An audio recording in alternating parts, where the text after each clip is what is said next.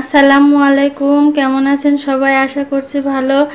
তা আমি প্রতিদিনের মতো একটা ডেইলি ব্লগ নিয়ে হাজির হয়ে গেলাম আপনাদের সাথে। এটা হচ্ছে প্রায় 11টার দিক দিয়ে আমি আমার মেয়েকে স্কুলে দিয়ে আসার পর আমি একটা সুন্দর মজাদার একটা খাবার রেসিপি রান্না করব। তো ভাবলাম যে আপনাদের সাথে শেয়ার করি। তো আপনারা দেখতে থাকেন। বলেন তো এটা কি? এটা হচ্ছে মিষ্টি কুমড়া। আমি এরকম করে কেটে নিয়েছি। অছিলা এটা কিন্তু ছোকলাটা কখনো ছিলতে যাবেন না। এই দেখেন আমি এরকম চাক চাক করে কেটে নিয়েছি। তো আপনারা দেখতে থাকেন আমি এটা দিয়ে কি রেসিপি বানাই। আর ভিডিওটা যদি ভালো লাগে তাহলে অবশ্যই কমেন্ট করবেন এবং আমাদের চ্যানেল থেকে দেখলে অবশ্যই ফলো দিবেন। তো দেখেন আমি হচ্ছে মিষ্টি কুমড়াটা সুন্দর করে ধুয়ে কেটেছি। তারপরে আবার 2-3 বার সুন্দর করে ধুয়ে নিব।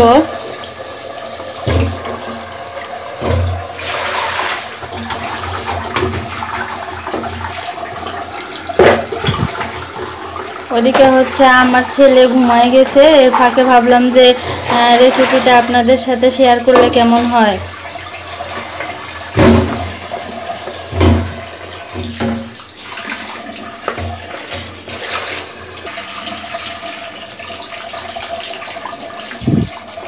আমার ধোয়া কমপ্লিট হয়ে গেছে। আমি এখন একটা পাতিলে ওঠায় নিব সুন্দর করে। তো এটা কিন্তু অবশ্যই একদম টসটসা পাকা যে মিষ্টি কুমড়াটা, এটা আপনারা নেবেন। এটা কিন্তু আমাদের রংপুরের একটা ঐতিহ্যবাহী খাবার। আপনারা কখনো খেয়েছেন কিনা জানাবেন। তো দেখেন আমি সুন্দর করে ধুয়ে নিলাম। আমার মিষ্টি কুমড়াটা সুন্দর করে ধুয়ে কমপ্লিট করে নিয়েছি। আমি এখন এটা হচ্ছে বসাই দিব চুলাতে। তার আগে হচ্ছে আমি চিনি দিয়ে দিব। আপনারা হচ্ছে এটা গুড় দিয়েও সিদ্ধ করতে পারেন, আবার চিনি দিয়েও সিদ্ধ করতে পারেন। তা আমি হচ্ছে চিনি দিয়ে দিলাম একদম পরিমাণ মতো। আপনারা যে যেমন মিষ্টি খাইতে পছন্দ করেন ওইভাবে একটু দিবেন। তো আমি কিন্তু এখানে হচ্ছে পানি একদম কম দিব। এই যে দেখেন 1 কাপেরও অল্প একটু কম, মানে চিনিটা একটু গলার জন্য। তারপরে হচ্ছে আমি চুলায় দিয়ে দিব।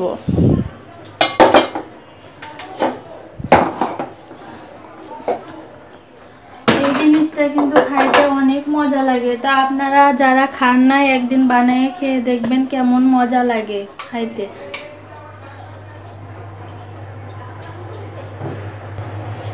আমি চুলাটা ধরাই দিয়ে তারপর হচ্ছে 5 মিনিটের জন্য চুলাটা ঢেকে দিব।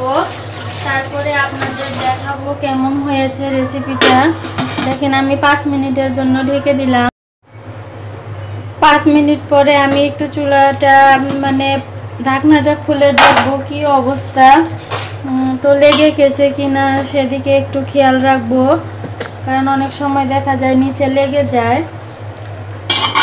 আমি একটু ভালো করে নাড়া দিয়ে দিলাম, মানে উল্টায় পাল্টায় দিলাম আর কি। এটা কিন্তু চুলার আঁচটা মিডিয়াম রাখতে হবে, বেশি দিলে আবার পুড়ে যাবে। এটা হচ্ছে মিডিয়াম আছে, ঢেকে দিয়ে সিদ্ধ করে নিতে হবে। আমি আবারও 10 থেকে 15 মিনিট একদম লো হিটে জাল দিতে থাকবো।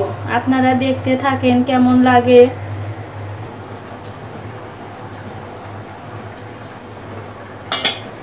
আপনারা কিন্তু খেয়াল করবেন, একটু পরপর নাড়া দিয়ে দেখবেন যে নিচে লেগে গেল কি না, সেটার দিকে কিন্তু অবশ্যই খেয়াল রাখবেন।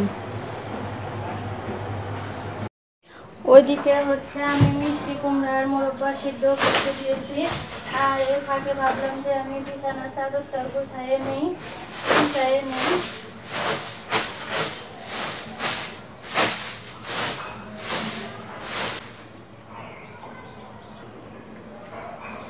মায়েদের হচ্ছে প্রতিদিনের একই রুটিনে কাজ করতে হয়। আবার একটা টেনশন আছে, মেয়েকে স্কুল ছুটি হয়ে গেলে নিয়ে আসতে হবে। আর ওইদিকে আমার ছেলে হচ্ছে ঘুমাইতেছিল। তো দেখেন আমি সুন্দর করে চাদরটা বিছাই দিয়েছি আর কি।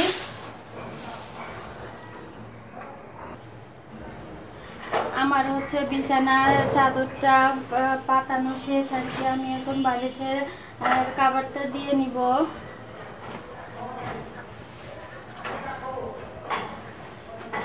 তো ঘরটা গোছা কমপ্লিট করে রান্নাটা শেষ হলে আমার মেয়ের স্কুল ছুটি হয়ে যাবে, তারপর আবার ওকে নিয়ে আসতে যাব।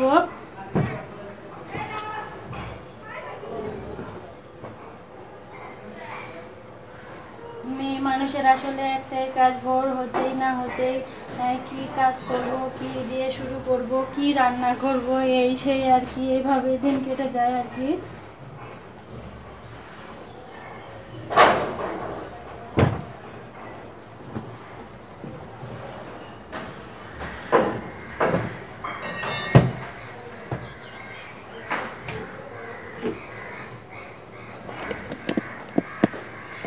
তো আমার বিছানা গোছানো কমপ্লিট। বাহিরে দেখেন কি পরিমাণ রোদ উঠেছে, তার বলার বাইরে না। মাঝখানেও তো অনেক তাপদাহ গেছে, তো ইদানিং একটু আবার তাপদাহটা বাড়ার পর আবার কিন্তু তাপদাহ বাড়তিছে। তো দেখেন আমি অনেক সুন্দর করে বিছানার চাদরটা গোছাইতে আবার দেখে আসি ওদিকে আবার কি হয়ে গেল রান্নাটা। এদিকে হচ্ছে আমি সোফাটা আমার মেয়ের স্কুলে যাওয়ার আগেই গোছায় রাখছিলাম, তো সুন্দর করে গোছানোই আছে এখনো।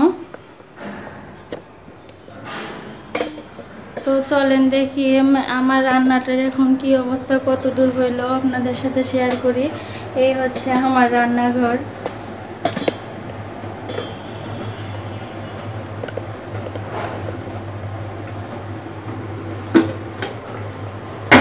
হয়ে এসেছে প্রায়, আর কিছুক্ষণ সময় লাগবে। তো আরেকবার আমি ভালোভাবে উল্টাই দিলাম।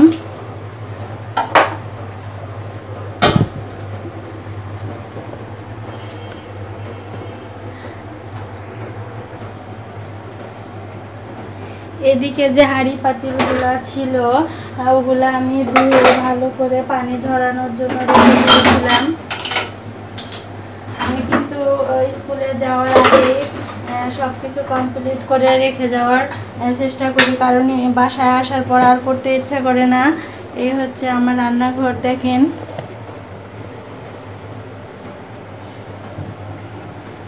ছোট্ট সংসারের ছোট্ট রান্নাঘর আর কি।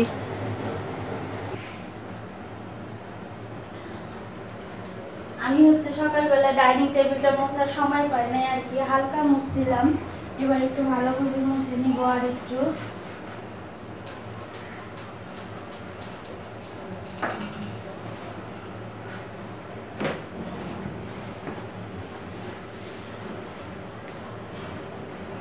আসলে সব কিছু মুছে পরিষ্কার করে রাখাটা অনেক কষ্টের। এদিকে হচ্ছে গাছটা তো কিছু ময়লা পড়ে গেছিল, পাতাটার কয়েকদিন ধরে পরিষ্কার করা হয় না, ভাবলাম যে একটু এর ফাঁকে পাতাটাও পরিষ্কার করে নেই। এদিকে আমার মিষ্টি কুমড়ার মোরাব্বাটা হয়ে গেছে, দেখেন একটা হলুদ কালার থেকে কি সুন্দর একটা কালার আসছিল। মাশাল্লাহ মাশাল্লাহ।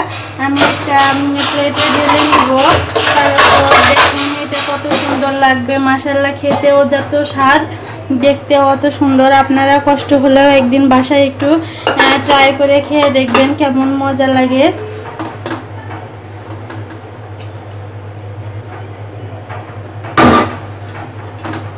দেখেন মাশাল্লাহ কত সুন্দর হয়েছে, তাই না? বলেন তো এটা খাইতে কেমন? আর আপনাদের দেশে কে কি এটার নাম বলে একটু প্লিজ কমেন্টে জানাবেন। তো এটা সেই মিষ্টি কুমড়ার মোরব্বা। তা আপনারা সবাই, আর কথা না বলিয়ে ভিডিওটা বড় করব না। তো কষ্ট করে আমার ভিডিওটা দেখার জন্য আপনাদেরকে অসংখ্য অসংখ্য ধন্যবাদ। আর এটা অবশ্যই একবার হলেও ট্রাই করে খেয়ে দেখবেন, আর আমাকে কমেন্টে জানাবেন কেমন হয়েছে। তো সবাই ভালো থাকবেন, সুস্থ থাকবেন। এখন আমি আমার মেয়েকে স্কুলে আনতে যাব। আল্লাহ হাফেজ।